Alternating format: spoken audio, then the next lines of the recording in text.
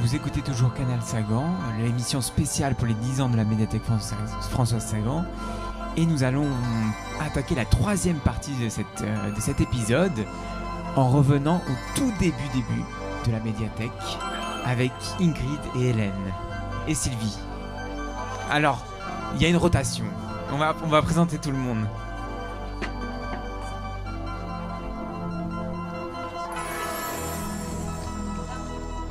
Ah mais il y a plein de monde. Troisième partie.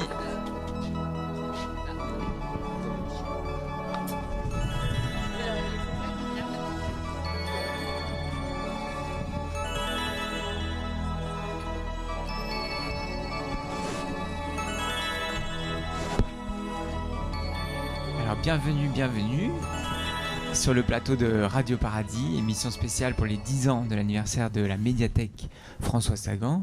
Alors là, on va avoir besoin d'un très grand tour de présentation. Je ne pensais pas avoir autant de monde sur cette dernière partie d'émission. Alors, est-ce qu'on peut faire un tour général de présentation ? Je te laisse.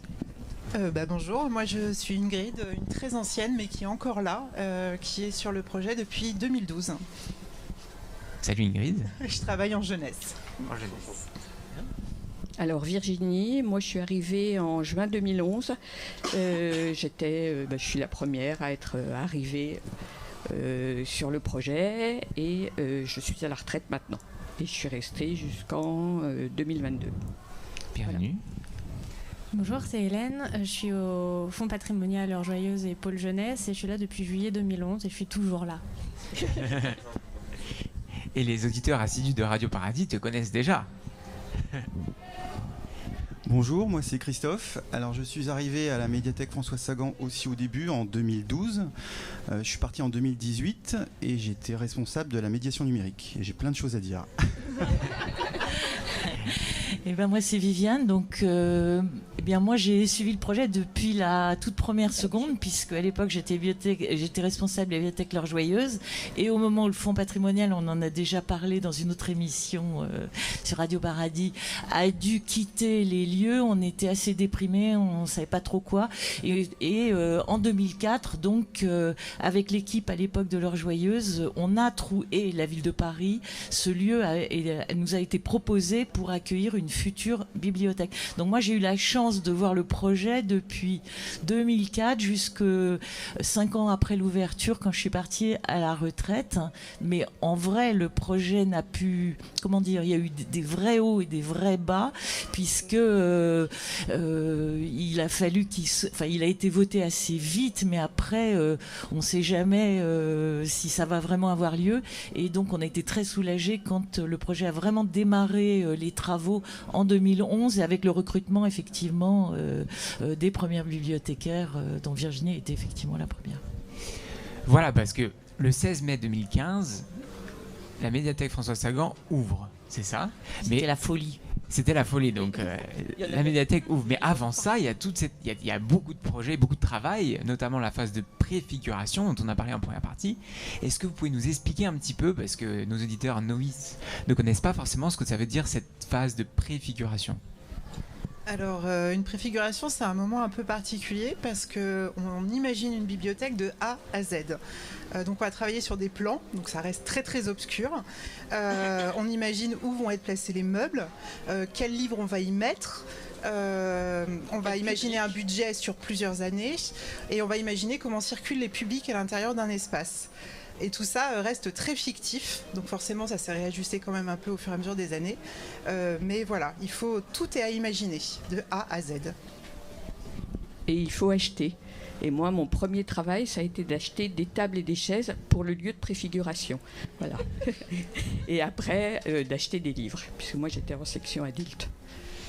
Et donc tout cela se fait en collaboration avec les équipes techniques qui construisent le bâtiment. Alors comment ça marche ? Le bâtiment était évidemment préexistant, et c'était compliqué puisque c'est un bâtiment historique. Donc la façade évidemment est restée, la galerie, les escaliers, mais tout l'intérieur donc ont été complètement démolis, reconstruits, donc avec les architectes, l'équipe Bigoni, Mortemart, et quelqu'un l'a dit, enfin je crois que c'est toi Swazik, enfin on a travaillé vraiment en très très bonne intelligence avec eux, c'était vraiment génial, c'est-à-dire que nous on disait bah voilà, nous on aimerait bien telle ambiance, on voulait effectivement que ça puisse circuler dans la bibliothèque, etc., mais c'était assez abstrait, puis après le boulot des architectes de dire bon ben on pourrait proposer ça pour que ça fasse cet effet, mais par exemple eux quand on leur dit bon voilà, nous on voudrait des premières lectures, qu'est-ce que c'est que des premières lectures, en tout cas nous d'expliquer ce qui est de l'ordre de la bibliothèque et à eux de nous expliquer les contraintes architecturales qui ne nous ont pas toujours arrangé d'ailleurs, mais voilà, c'est ça le principe de réalité.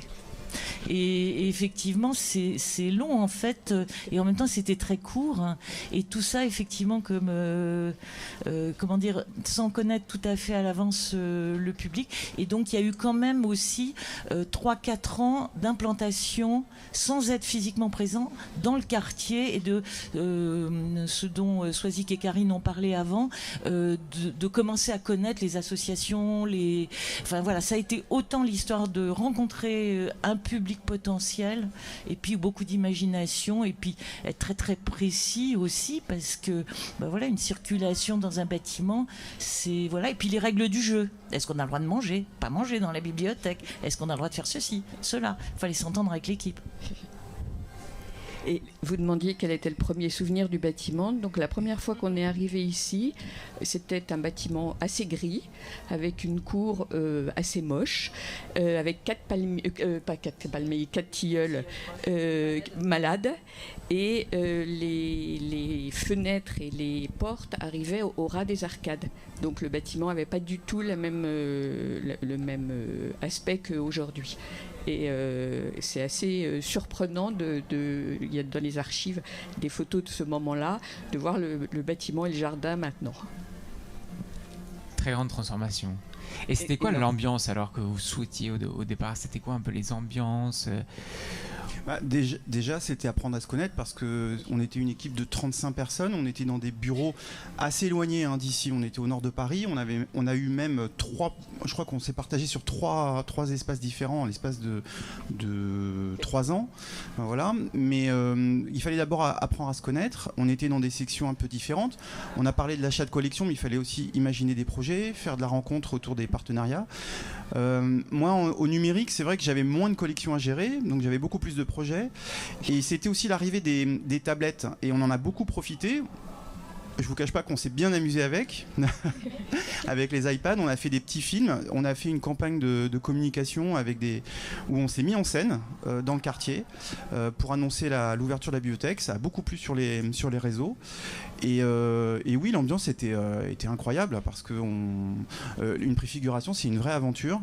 Moi, j'avais eu aussi la chance auparavant de voir, j'avais pas fait la préfiguration, mais j'étais dans l'équipe de la médiathèque Marguerite Duras, qui avait ouvert 2 ans, en 2010, 5 ans auparavant, et on avait senti aussi, moi j'avais senti cette équipe un peu soudée, etc., et on avait vraiment cette énergie du début à la fin, en fait, vraiment. Et petit à petit, on a accueilli les nouveaux, il y avait des vagues comme ça de recrutement, et c'était vraiment sympa de travailler ensemble. Vraiment, j'ai un peu de nostalgie quand même d'en parler, parce que j'ai plein de souvenirs qui remontent. Et cette ouverture, elle a été vraiment marquante. C'était vraiment la fête. On sentait que le public, nous attendait. Donc, c'était super. C'était une journée incroyable. Et en termes d'ambiance à l'intérieur du bâtiment, quand on l'a visité la première fois, donc il y avait le jardin qui n'était pas foufou, et quand on est rentré à l'intérieur, c'était encore les plateaux n'étaient pas cloisonnés, c'était encore les chambres d'hôpital cloisonnées avec un grand couloir et les rampes d'accès d'oxygène. On imaginait très bien les lits des chambres d'hôpital. Donc on avait un petit peu de mal à se dire d'accord, là ça va devenir la jeunesse, là ça va devenir voilà. Les sous-sols c'était encore plus. Fallait vraiment. La première, on a fait une visite où on descendait entre des échafaudages avec les cases casques de chantier et des bottes en 44 qu'on perdait dans les marches, etc. Il y avait de l'eau qui coulait partout. On me disait mais t'inquiète pas, ce sera étanche pour les collections patrimoniales. J'avais un peu de mal à y croire. Donc fallait quand même un bon pouvoir d'imagination. Et donc nous, côté jeunesse, on rêvait beaucoup aux bibliothèques scandinaves avec un environnement avec du mobilier design et puis des choses un peu comme des toboggans au milieu des collections, etc. Et donc des toboggans, ouais. Et des coussins multicolores, etc. Et là, il y a eu un gros choc de réalité, c'est que nos architectes étaient partisans du RAL 9001 Soisic ou 9011, 9007, bref, le blanc, blanc okay. Intégral, y compris en section jeunesse. Et ça, on a quand même lutté un petit moment sur cette histoire de blanc immaculé. Mais non, finalement, ça a bien Moi, j'étais veillé. vraiment pour, parce qu'ils nous avaient très très bien expliqué que la couleur, c'est les livres, la couleur, c'est les gens. Et en plus, ça vieillit vraiment vite, les couleurs. Et moi, j'avoue que je partageais complètement leur point sur de le vue mobilier de design. simplicité. Et surtout, c'est un lieu où il y a beaucoup de fenêtres et il y a beaucoup de luminosité. Et ce blanc, il a bien vieilli. En 10 ans, il n'est pas si abîmé que ça. Mais effectivement, tout le monde nous a toujours dit hôpital, machin. Mais moi, ça là-dessus, moi, je rejoignais complètement les architectes. C'est incroyable ça, la couleur c'est les gens, la couleur c'est les livres. Et ouais, mais comment est-ce qu'on fait pour mettre les gens et les livres au centre comme ça? En mettant du blanc autour, ça marche pas mal. Du blanc et beaucoup de lumière, parce qu'on avait cette chance-là aussi. Il nous livrait régulièrement des petits croquis ou choses, et effectivement c'était très coloré à l'intérieur. Donc on voyait que les livres allaient très très colorés et les gens très très colorés. Voilà. Donc c'est vrai que le blanc a quand même un peu paniqué tout le monde au départ, et on a vu petit à petit que effectivement ça ne serait pas que blanc. C'était un bon choix. J'avais une question, moi je me demandais comment est-ce qu'on construit une collection alors qu'on ne connaît pas son public, on ne connaît pas la couleur des gens. Comment est-ce qu'on fait là-dessus? Je crois que déjà qu'on met un peu tous sa bibliothèque idéale. Et puis quand on ouvre une aussi grosse bibliothèque, déjà on prend tout. Tout, parce qu'on sait qu'on a une bibliothèque généraliste, et puis après on va affiner sur quelques segments bien particuliers. Mais voilà, et on y va très très fortement avec toutes nos connaissances, on mélange tout ça, on remue, et on arrive à ça. Des souvenirs là. Petit à petit, il y a eu des gens plus spécialisés dans des domaines aussi qui sont arrivés, heureusement, parce que moi j'étais donc au début des collections adultes, et tout ce qui est notamment sciences m'était complètement inconnu, et donc il y a une collègue qui est arrivée qui était très très spécialisée en sciences, et voilà, et bon, petit à petit avec l'équipe qui grandissait, les compétences se développaient aussi, et donc voilà, on a pu faire des collections qui ont bien tenu la route, visiblement. Et puis on a quand même des indices, c'est-à-dire qu'il y avait quand même le travail sur les publics de l'équipe Action Culturelle qui avait commencé. On savait combien de livres, en gros, on allait pouvoir mettre dès que le mobilier était connu. On avait des volumétrices-cibles, et puis on avait un budget qui nous aidait aussi un peu à réguler tout ça. On n'avait pas tous les sous d'un coup, c'était lissé sur 4 ou 5 ans, donc ça aide. Et puis on achète, quand on ouvre une bibliothèque, on ouvre avec 80% de la collection, de façon à voir qu'est-ce qui va se passer vraiment dans le principe de réalité. Par exemple, on avait totalement... on fait aussi des choix par rapport aux autres grandes bibliothèques ou petites bibliothèques qui sont autour de nous. Donc si elles ont des spécialités, on ne va pas prendre cette spécialité, évidemment. Et donc on avait par exemple fait un peu l'impasse sur la géographie physique, allez savoir pourquoi. Et en fait, c'est les lecteurs qui sont venus réclamer, quoi. Et donc c'est fait pour ça, c'est 20% de voir là où vraiment il faut consolider.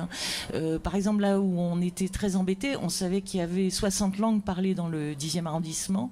Oui. Et ça peut paraître bizarre qu'on ait choisi au départ que anglais, espagnol, allemand, mais on voulait se donner le temps de vraiment connaître ce public. Et puis, on ne peut pas dissocier les collections de l'action culturelle et du travail qui allait être fait pour les publics allophones, par exemple. Et on a besoin d'aller plus loin avant de tout.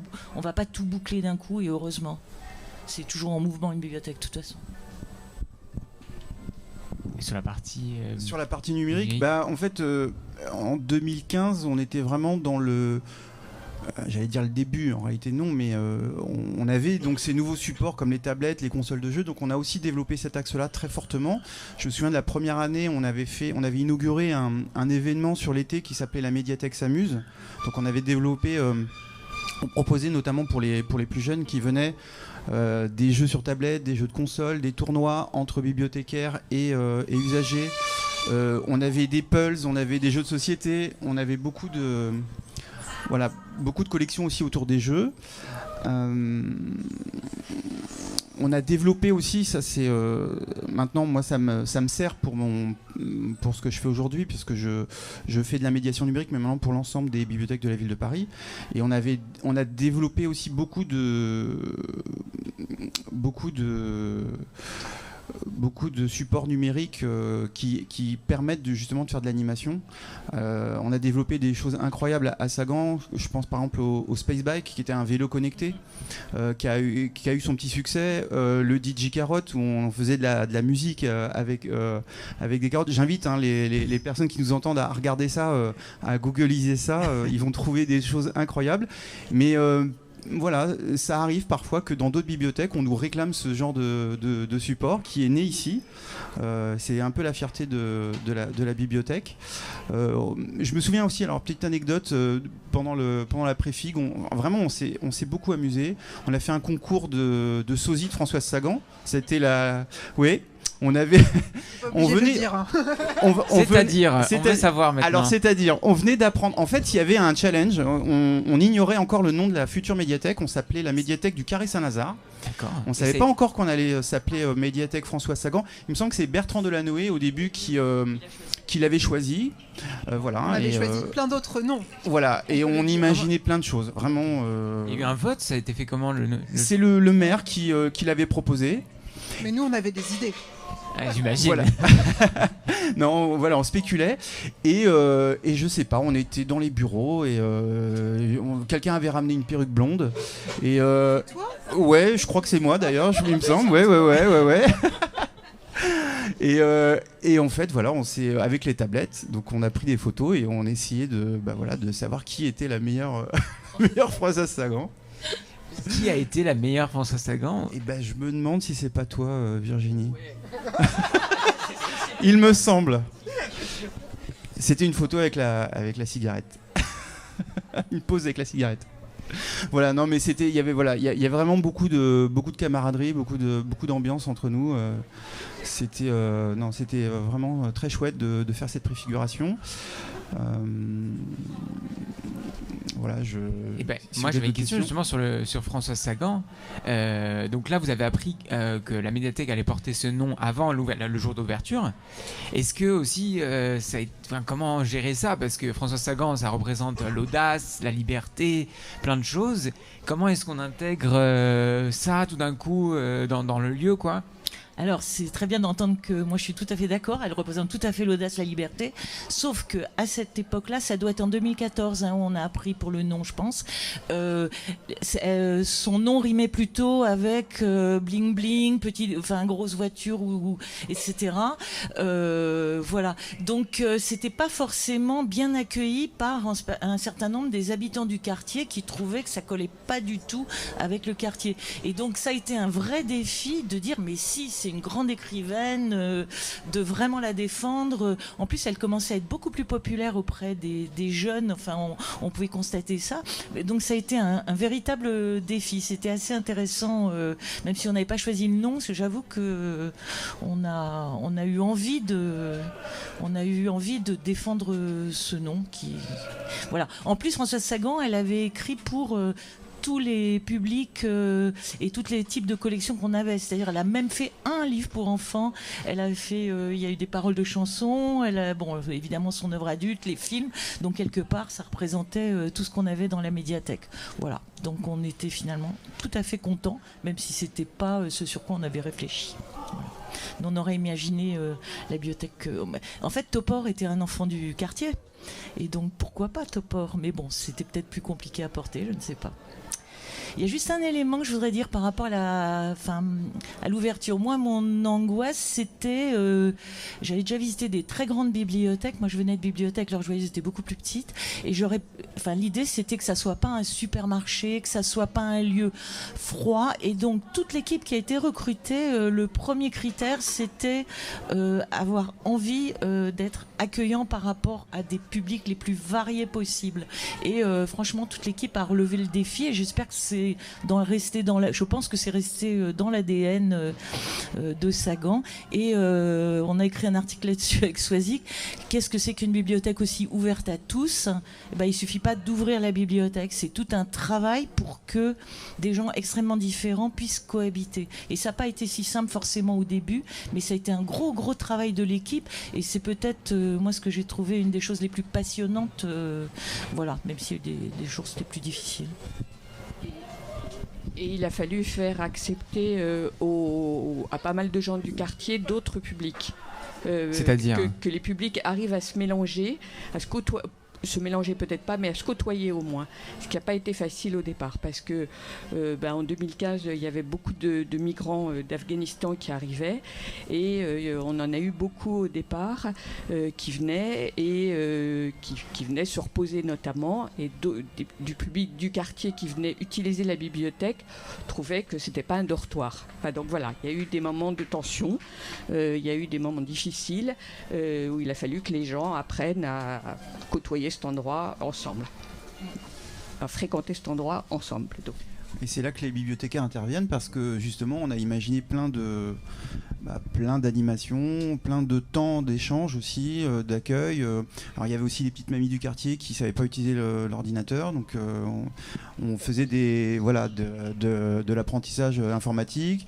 Il y avait des clubs de lecture, des moments aussi où on apprenait les ateliers de conversation. Les ateliers de conversation, voilà, tout à fait. Donc, et ça, au contraire, ça a légitimé, je veux dire, ça a renforcé le lien entre le public et les bibliothécaires qui ont pu accueillir tout le monde sans problème. Ouais. Des angoisses, peut-être des angoisses ou des moments des volontés vraiment... Hélène, des angoisses par rapport au fonds patrimonial, c'est-à-dire que cette bibliothèque, comme l'a raconté Viviane, elle est née du besoin de déménager en urgence les collections patrimoniales pour fuir les crues de la Seine. Alors là, on était loin de la Seine, sauf qu'en fait, les collections, on a ouvert en 2015, les collections, elles sont arrivées en 2021, parce que les sous-sols avaient été creusés pour elles, mais en fait, sur le plan des architectes, il y avait 2 pièces qui étaient livrées prêtes, et 2 pièces qui étaient livrées à aménager. Donc nous, on s'était dit dans nos petites têtes de bibliothécaires, à aménager, on rajoute du mobilier, il n'est pas prévu dedans, mais c'est bon quoi. Et non, à aménager, ça veut dire qu'il faut faire un permis d'aménagement, et qu'en gros, tout le système de ventilation, régulation des températures, etc., qui est nécessaire au fonctionnement patrimonial, n'était pas bon. Et donc on a eu des gros problèmes de gestion d'hygrométrie de température pendant un certain temps. Et donc la grosse angoisse, c'était ça. Est-ce qu'un jour, cette bibliothèque qui est partie des collections patrimoniales va pouvoir les accueillir? Voilà. Donc ça y est, c'est fait. C'est fait. Et toi, Ingrid, peut-être des moments... Le moment un peu angoissant, c'est quand on a commencé à regarder les plans côté jeunesse et d'un seul coup, 72 mètres carrés ont disparu. Comment ça? En fait, il y a eu ce qu'on appelle un geste architectural. C'est joliment dit. C'est joliment dit. C'était Trouville-Drac. Ou le Trouville-Drac, mais ça, c'est de l'humour entre nous. C'est en fait ce puits de lumière qu'il y a dès l'accueil et qui donne jusqu'au premier étage, qui est certes sublime et qui est très pratique, mais qui fait perdre 72 mètres carrés sur un espace jeunesse qui est très sollicité. Et donc là, il a fallu réimaginer où on réimplante des collections, la sécurité autour, parce qu'on peut ne pas mettre forcément du mobilier autour pour éviter qu'un enfant grimpe et saute. Voilà, c'est toutes ces petites choses-là, et ça n'a pas été simple à digérer. Il y a eu un autre moment aussi un peu angoissant, juste avant l'ouverture, peut-être 3 ou 4 mois avant. On a découvert qu'une partie des collections avait été mal encodée, je ne sais pas si vous vous souvenez. On a fait venir en urgence... Alors l'encodage, ça veut dire quoi, oui. En gros, les livres, si vous voulez, pendant la préfiguration, donc on achète des collections, mais ensuite il faut les traiter. Donc on les saisit dans un logiciel informatique, et ensuite il y a toute la partie anti-vol, etc. Et en fait, la platine qui permettait de faire ça n'a pas bien fonctionné, ou en tout cas a été mal paramétrée pendant la préfiguration. Donc on avait des milliers de cartons, et à l'ouverture, quand on a fait des tests d'antivol, etc., ça ne marchait pas. Donc on a demandé à avoir un délai supplémentaire. On ne savait pas comment on allait faire pendant l'ouverture. On est arrivé à peu près en janvier-février pour une ouverture en mai. Donc on a eu des grosses sueurs froides, et en fait on s'est retroussé les manches et on a pu vraiment en un temps très court faire ça. C'était des petits moments comme ça, mais ça c'est vrai que je m'en souviens, c'était pas... C'est 70 000 documents à réencoder. C'est ça, voilà, donc ça a été un défi incroyable. Est-ce qu'il y a d'autres surprises comme ça Après, il y a eu des bonnes surprises aussi. Et oui, c'est ce que j'ai à l'inverse des bonnes surprises. Alors la bonne surprise, c'est quand même le cadre. C'est-à-dire que effectivement, le jardin, il est juste incroyable. Mais il y a une autre partie que Donc vous vous attendiez pas à quelque chose d'aussi beau? Non, pas du tout. Et au début, c'était vraiment plus bas, les palmiers étaient plus bas, etc. Là, c'est incroyable de voir la végétation aussi luxuriante. Mais les architectes venaient, faisaient aussi de l'arrosage, ils passaient l'été. On a eu je crois que en 2015, il faisait très chaud. Et voilà, il y avait aussi un défi pour les architectes de réussir leur jardin. Donc ça, c'est vraiment un moment incroyable.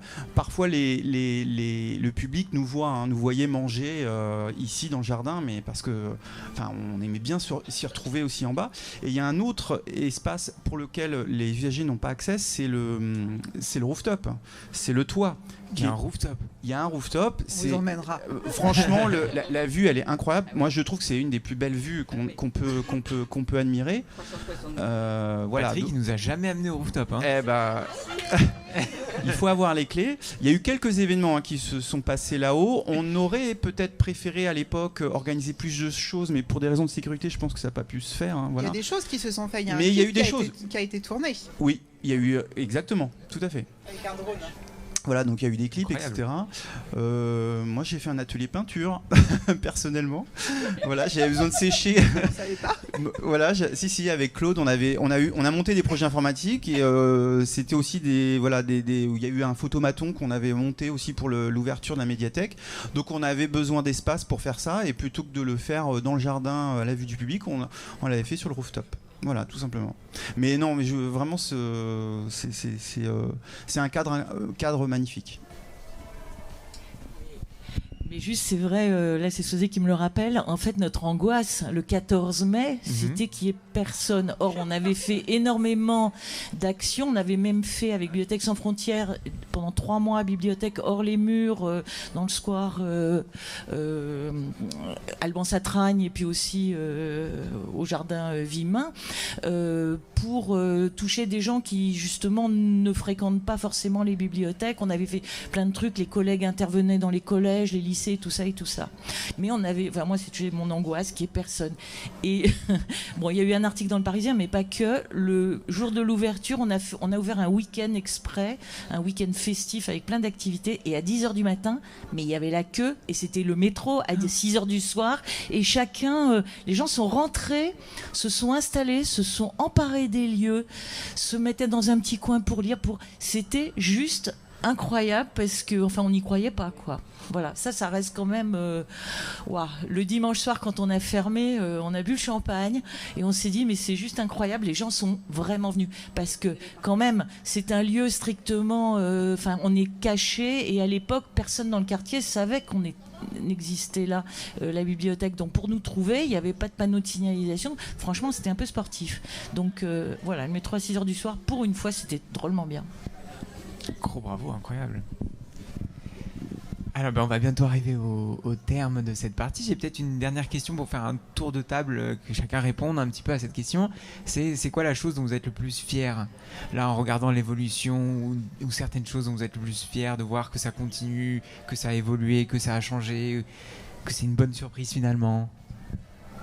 Moi, ce que j'apprécie toujours, c'est de voir des enfants, de les voir grandir, qu'ils fréquentent toujours la bibliothèque, qu'ils reviennent même quand ils sont étudiants. Et pour moi, ça, c'est une vraie réussite. Voilà, c'est un lieu qui marque le temps, la vie de quelqu'un, et c'est chouette. Alors, comme je ne sais pas ce qui se passe maintenant ici, je ne peux pas répondre. Mais je ne sais pas s'il y a encore des ateliers de conversation. Mais moi, c'est vraiment un souvenir incroyable de plusieurs ateliers de conversation avec des gens de 10 nationalités différentes qui venaient pendant 1 heure pour parler d'un sujet qu'on avait choisi. Et il y a eu des moments vraiment absolument magiques pendant ces ateliers-là. Donc c'est rassembler du monde autour d'un sujet, tout le monde... Voilà, on ne disait pas le sujet, on arrivait à 2 bibliothécaires pour animer un atelier de conversation. On choisissait le marché, les plantes, une exposition qu'il y avait dans la bibliothèque, le pays d'où ils venaient, l'alphabet, enfin n'importe quoi. Et des gens de tous les pays venaient pendant 1 heure bavarder et découvrir un peu plus le français. Et il y a eu vraiment des moments très émouvants même. Merci.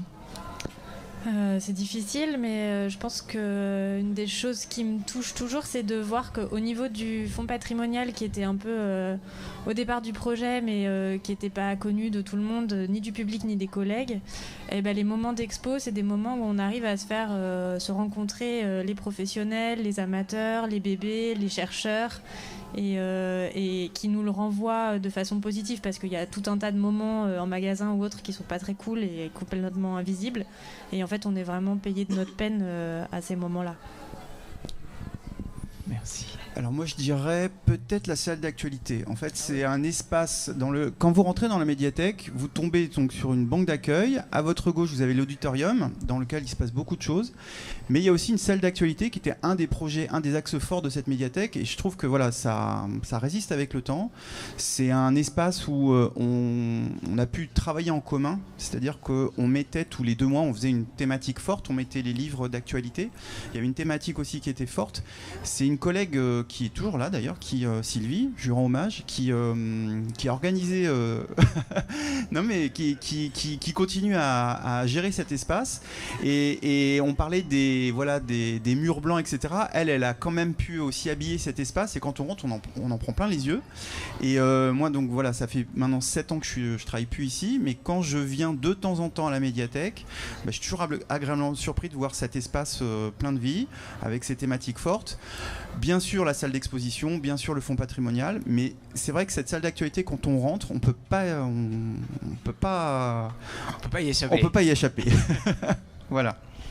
Merci. Moi, je vais juste dire que moi, je suis partie à la retraite il y a 5 ans déjà. J'ai eu la chance de pouvoir revenir travailler avec Hélène, le Fonds patrimonial et toute l'équipe de Sagan sur l'exposition des 100 ans de l'heure joyeuse. Et j'avoue, ce qui me fait vraiment très chaud au cœur, c'est de voir, quand je me balade dans les espaces et tout ça, c'est de voir qu'il y a cette continuité, qu'il y a les gens manifestement, il y a une diversité du public, qu'il y a toujours ce bon accueil par les bibliothécaires. Et voilà, moi, je trouve ça formidable que l'aventure continue et qu'elle évolue aussi, c'est ça qui est bien. Merci beaucoup d'avoir pris le temps d'être venu nous parler sur Canal Sagan. Merci.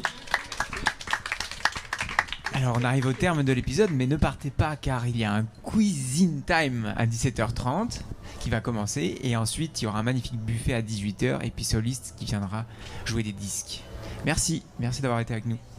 Merci.